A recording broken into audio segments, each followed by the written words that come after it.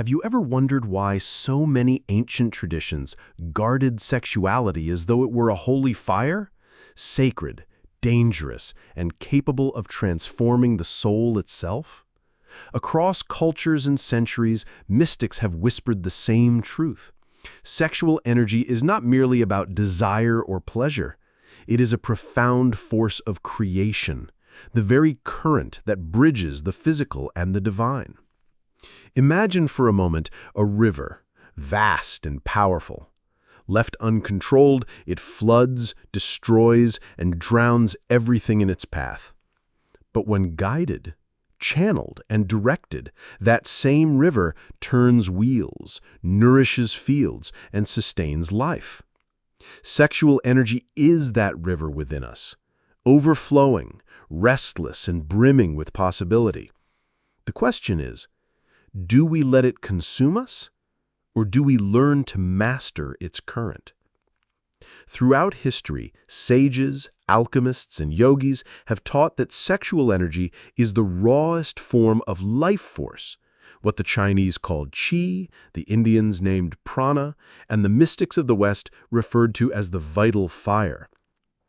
It is the energy that brings forth life itself, but it can also be refined into higher states of consciousness, unlocking doors to creativity, intuition, and spiritual awakening.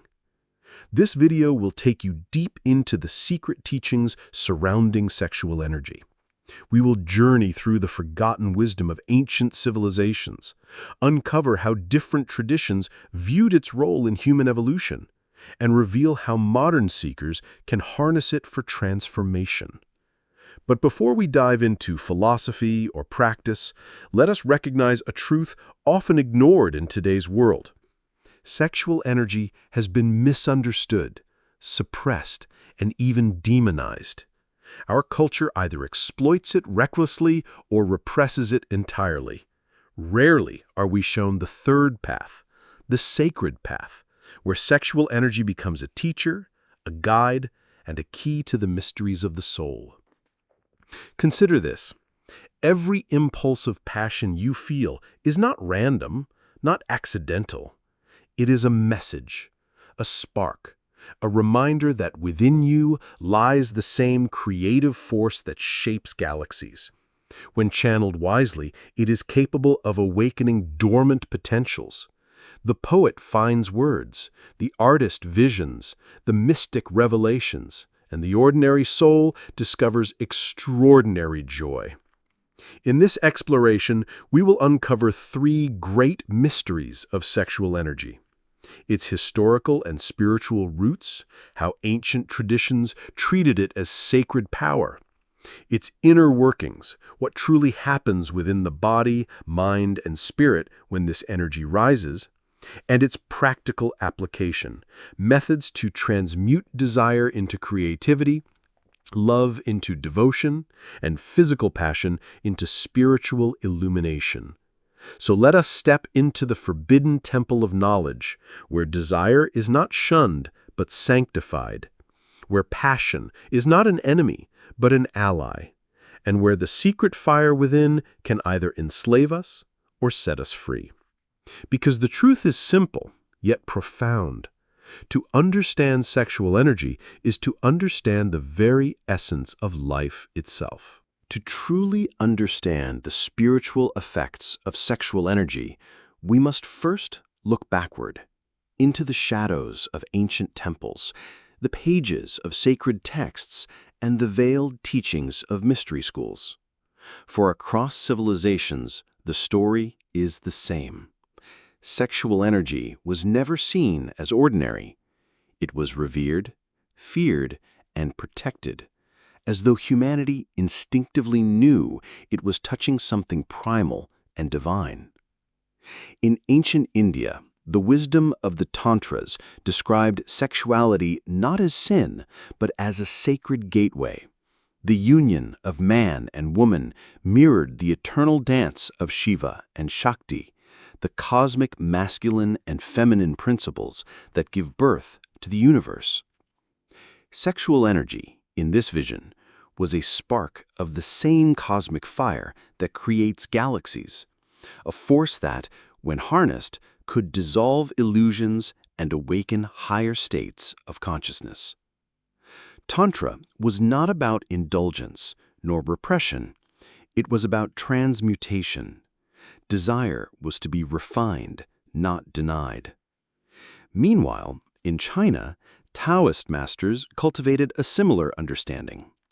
They taught that sexual energy, known as Jing, was the foundation of life itself. Wasting it recklessly was like burning precious fuel. But refining it through breathwork, meditation, and sacred practices transformed Jing into Qi, life force energy, and ultimately into Shen, or spirit. Thus, the human body was seen as an alchemical vessel where sexual energy could be sublimated into immortality. In the West, the story is more complex.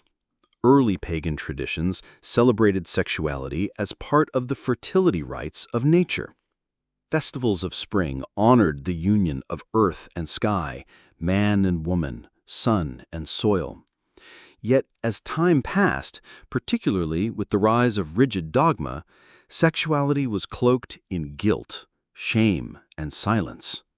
Still, the mystery schools of Greece and Egypt preserved fragments of the ancient knowledge.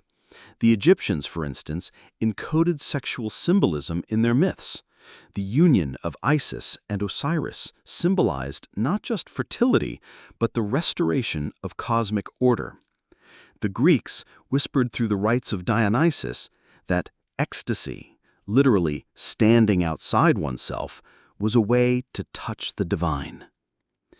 Even within Christianity, though cloaked in metaphor, we find echoes of this secret knowledge.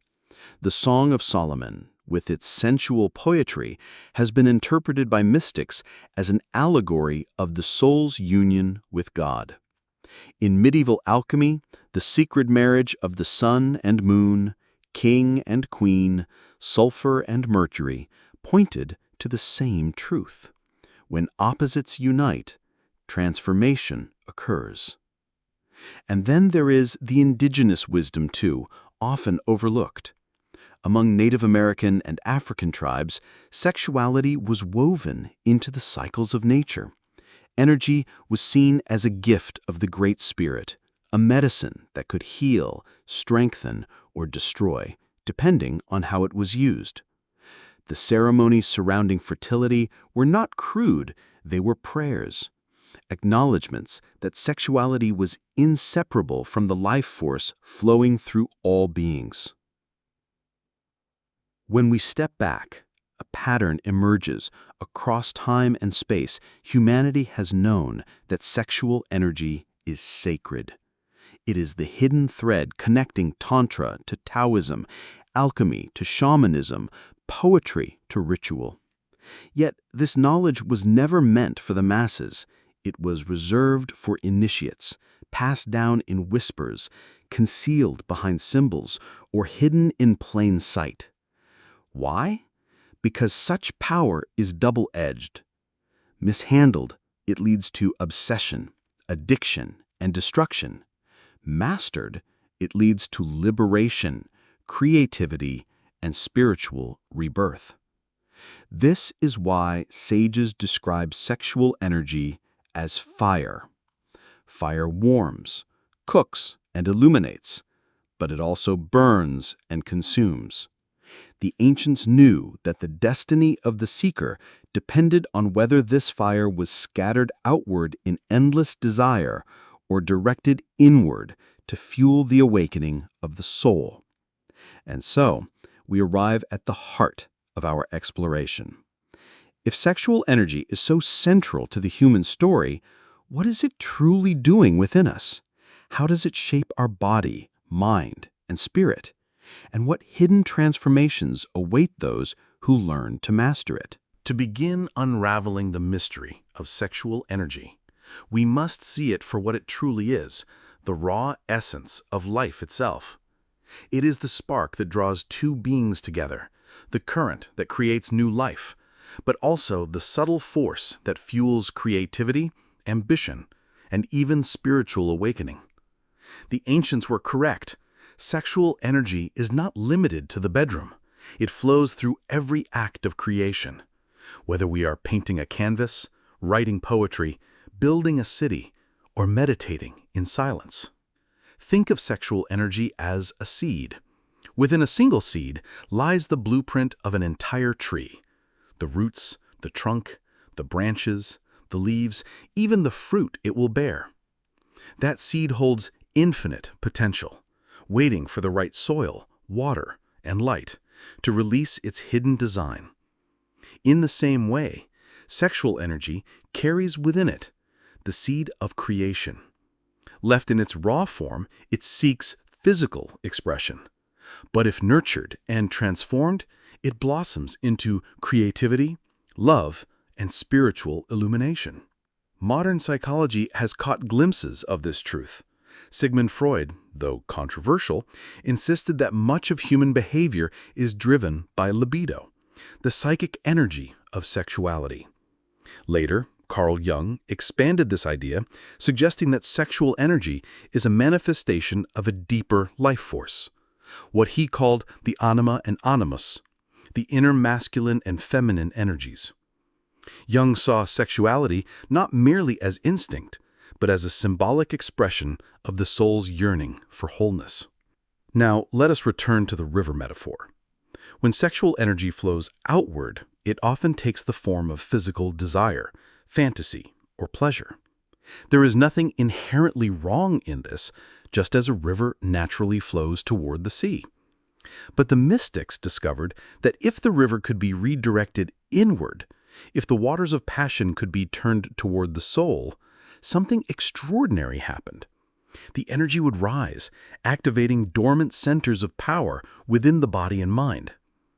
This is where the concept of chakras comes into play. In the yogic tradition, sexual energy is rooted in the sacral chakra, located in the lower abdomen. This is the seat of pleasure, desire, and creation. But through disciplined practice, breathwork, meditation, mantra, this energy can be raised upward, passing through the solar plexus, the heart, the throat, the brow, and finally the crown at the top of the head. Each stage transforms the energy. Passion becomes vitality. Vitality becomes love. Love becomes expression. Expression becomes vision.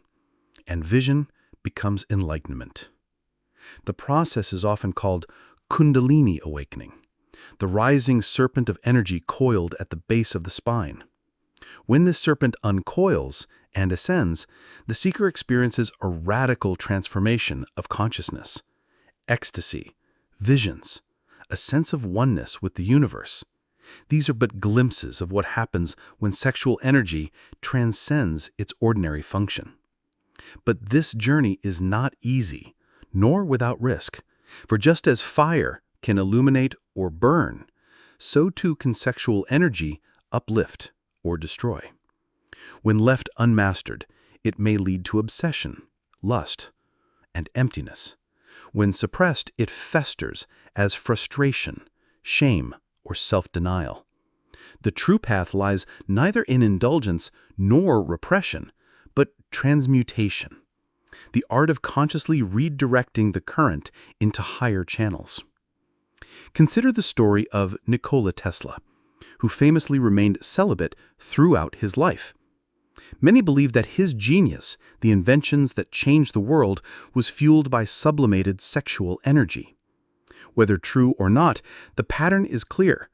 Countless artists, monks, sages, and visionaries throughout history have credited their achievements not to denying desire, but to transforming it. And this brings us to an essential truth. Sexual energy is neutral. It is neither good nor evil. It becomes what we make of it. In the hands of an undisciplined person, it fuels addiction, chaos, and destruction. In the hands of the seeker, it becomes a ladder to the divine. To summarize the first half of our core explanation, Sexual energy is the seed of creation, present in every act of life. Left untransformed, it seeks outward expression through physical desire. Redirected inward, it becomes the fuel for creativity, love, and spiritual awakening. The journey of transmutation is the art of guiding this energy from the lower centers of being to the higher ones. But this is only half the story. In the next stage of our exploration, we will go deeper into the paradoxes, challenges, and lesser-known mysteries of sexual energy. We will uncover why so many traditions warned against its misuse, why celibacy and indulgence are not the only options, and how this force, when balanced, becomes the very key to unlocking human potential. In Part 1, we explored sexual energy as the seed of creation, the river that may flow outward toward desire or upward toward transformation. Now, let us enter even deeper waters, the paradoxes, hidden dangers, and profound mysteries that surround this vital force. For if sexual energy is the key to awakening, it is also the very gate through which countless seekers have stumbled and fallen. One of the greatest paradoxes of sexual energy is this: it is both intensely physical and profoundly spiritual. On the one hand, it drives reproduction, pleasure, and survival. On the other, it opens doorways into realms beyond the physical, into ecstasy, creativity, and union with the divine. This dual nature has confused humanity for millennia. Should we indulge it, repress it, celebrate it, or transcend it? Different cultures have answered in different ways, yet all circled around the same realization: this energy cannot be ignored. To understand the nuance, imagine sexual energy as a musical instrument. A violin in the hands of a novice produces noise, sometimes even chaos. But in the hands of a master, the same instrument produces melodies that stir the soul and bring tears to the eyes. Sexual energy is much the same. In its raw, uncontrolled form, it binds us to the cycle of craving and dissatisfaction. But when mastered, it becomes the very music of the soul. Let us return for a moment to the yogic view of Kundalini. The rising of this serpent energy was never meant to be a casual experiment. Ancient teachers warned that forcing the process could lead to imbalance, madness, physical illness, or spiritual delusion. And indeed, stories abound of seekers who attempted to awaken this power prematurely, only to find themselves overwhelmed by visions, voices, or uncontrollable desires. This is why discipline, humility, and guidance from an experienced teacher were considered essential. Similarly, Taoist masters taught that conserving and refining sexual energy required balance. Too much indulgence scattered the energy, but too much repression created stagnation.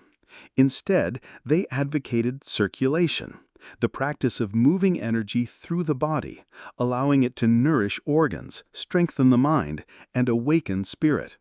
They compared sexual energy to water in a pond. If the water stagnates, it breeds disease. If it spills endlessly, the pond dries up. But if it circulates, flowing in harmony, it becomes fresh, vital, and life-giving. This balance reveals another hidden truth. Sexual energy is not only about the union of man and woman. It is about the union within ourselves. Each of us carries masculine and feminine aspects, Shiva and Shakti, yin and yang, sun and moon. Often we seek in others what we have not yet reconciled within ourselves.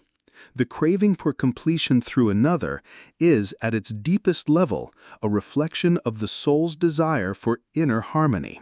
Thus, mastering sexual energy is also about integrating these inner opposites, becoming whole within ourselves. Consider the teachings of alchemy. The sacred marriage of king and queen was not only about external union, but about the fusion of opposites within the seeker's own being. When the masculine and feminine merge in balance, the result is not chaos, but the Philosopher's Stone, a symbol of perfected consciousness. Thus, sexual energy becomes the bridge by which duality returns to unity. Yet, as we speak of balance and transformation, we must acknowledge the shadow side.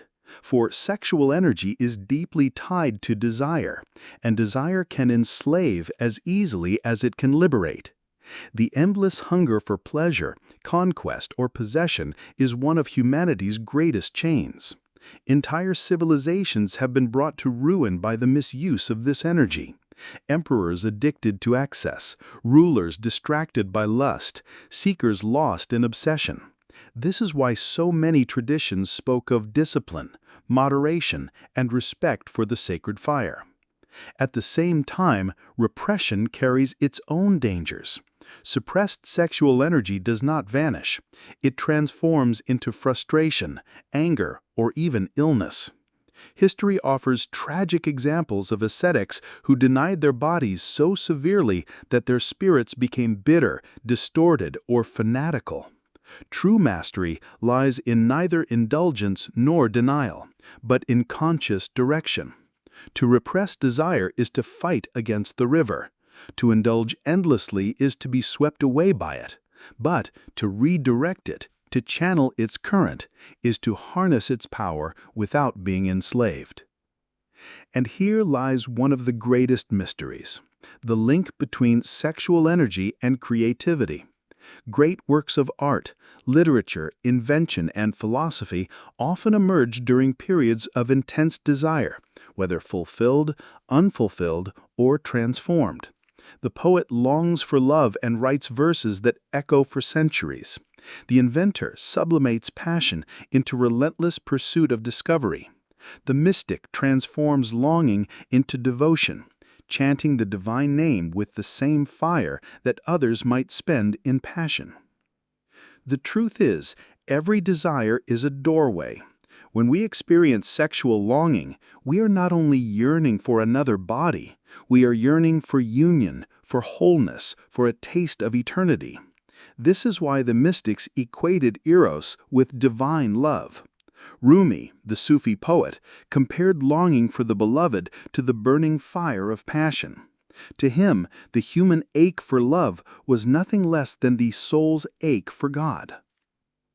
So what happens when sexual energy is consciously refined? The seeker experiences expansion rather than contraction.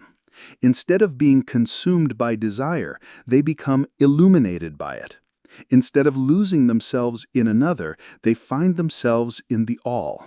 Sexual energy becomes not an end, but a bridge, leading from the personal to the universal, from the physical to the eternal. In this sense, sexual energy is the most democratic of spiritual gifts. It is given to all, regardless of wealth, status, or belief. It does not require temples, scriptures, or dogmas. It lives within the body, pulsing in every heartbeat, rising with every breath. The challenge is simply this: will we waste it, repress it, or transform it? And so as we move toward the practical side of this exploration, we arrive at a crucial turning point. Knowing that sexual energy is both fire and water, seed and river, shadow and light, how do we actually work with it? What practices can we adopt to transmute this force into creativity, healing, and spiritual awakening? Now that we have journeyed through the history and philosophy of sexual energy and uncovered its paradoxical nature, we must step into the realm that matters most: practice. For wisdom that is not lived remains only words on parchment, locked away in memory. To awaken the true power of sexual energy, we must learn how to engage with it consciously, transforming it from an unconscious drive into a force of illumination. The first step is awareness. Most people are swept along by their impulses, unaware of how sexual energy rises and influences their thoughts, emotions, and actions. Begin by simply observing. When you feel desire, pause. Breathe. Notice where in the body the sensation arises. Is it in the lower abdomen, the chest, the throat? Instead of rushing to release or repress, just witness. This awareness itself begins the process of transformation, for energy obeys consciousness. The second step is breath. Across traditions, breath is the bridge between body and spirit, the key that redirects energy. In yogic practice, one technique is microcosmic orbit breathing, also known in Taoist alchemy.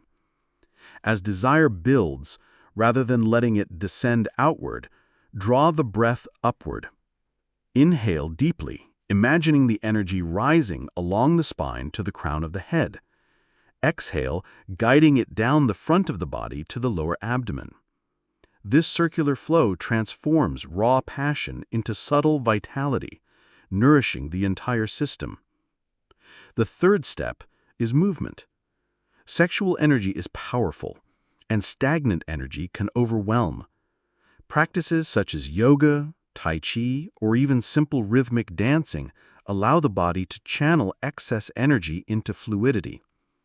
In Tantra, certain postures and movements are designed specifically to balance masculine and feminine energies within the body. Movement, combined with intention, keeps the energy alive without scattering it. The fourth step is transmutation through focus.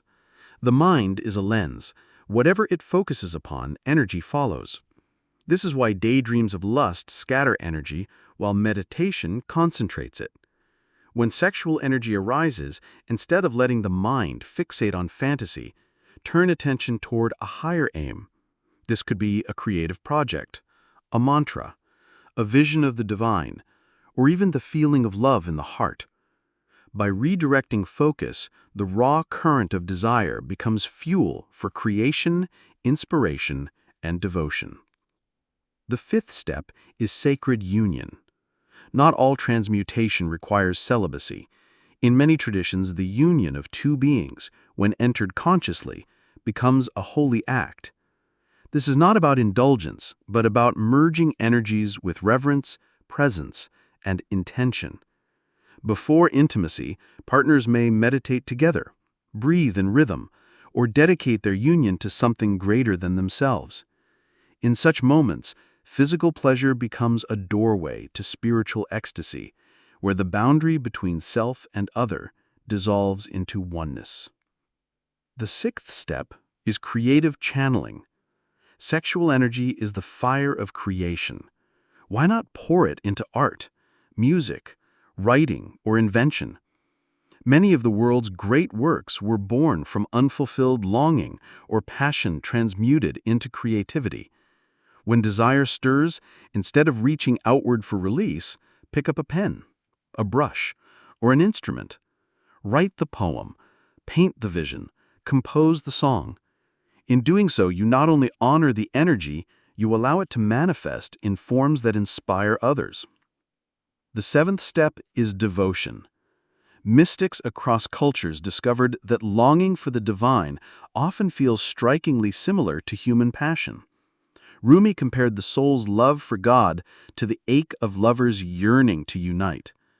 When sexual energy arises, let it become a prayer. Instead of directing it toward fantasy, direct it toward the beloved, whatever name you give the divine.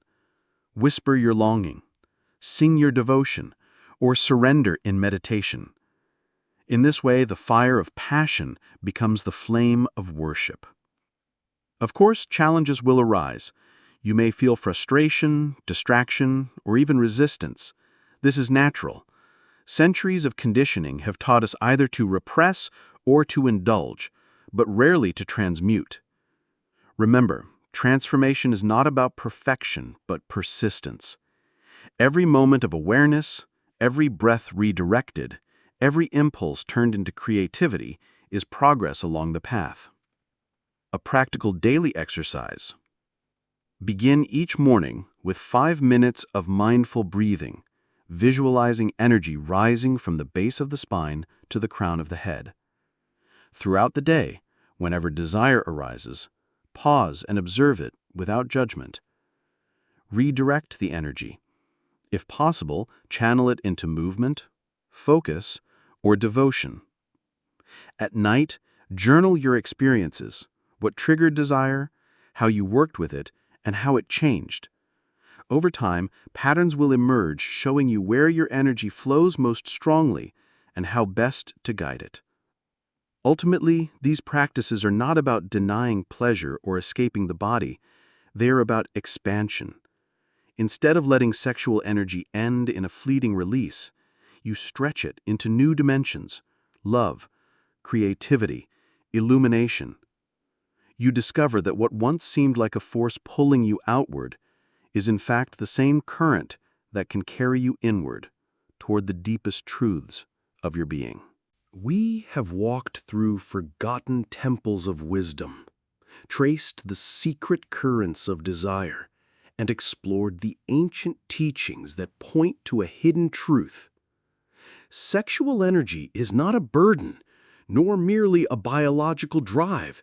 It is the very essence of life, a sacred fire that can either enslave us in craving or set us free in illumination. Think of what we have uncovered together. The ancients saw sexual energy as a holy force. Tantra, Taoism, alchemy, and shamanism all guarded its mysteries. This energy is the seed of creation, the river that can flow outward in desire or rise inward toward awakening. When mastered, it awakens creativity, love, vision, and spiritual union. When neglected, it becomes a chain of addiction or repression. And through awareness, breath, movement, creativity, devotion, and sacred union, we can learn to transmute this energy into something greater than ourselves. So what does this mean for you, here and now? It means that every desire, every impulse, every spark of passion that stirs within you is not something to be feared, but something to be understood. Each is a message from the deepest part of your being, reminding you that you carry within your body the same fire that spins galaxies, births stars, and keeps the universe alive. The next time you feel the stirring of desire, pause. Ask yourself, will I waste this spark, repress it, or transform it? In that single choice lies the difference between bondage and liberation, between living as a creature of impulse or as a creator of destiny. The truth is profound yet simple. Sexual energy is life energy. And life energy, when guided with awareness, becomes the very ladder that leads from the earth to the heavens. As we close, I leave you with this thought. Every human being is born with a hidden temple inside, and within that temple burns a sacred flame. Some let it flicker and die. Others let it burn wildly until it consumes them. But a few, those who walk the path of wisdom, learn to tend the flame, to feed it with love, awareness, and devotion, until it becomes a light that illuminates not only their own soul, but the world around them. That choice now rests with you. Will you let your sexual energy remain a restless current, or will you shape it into the force that awakens your highest self? The path is ancient. The tools are simple. The fire is already within you. Step into the mystery. Transform desire into devotion. Let the sacred river rise, and in doing so, discover the truth that seekers across time have always known. Sexual energy, mastered, is nothing less than the key to divine awakening.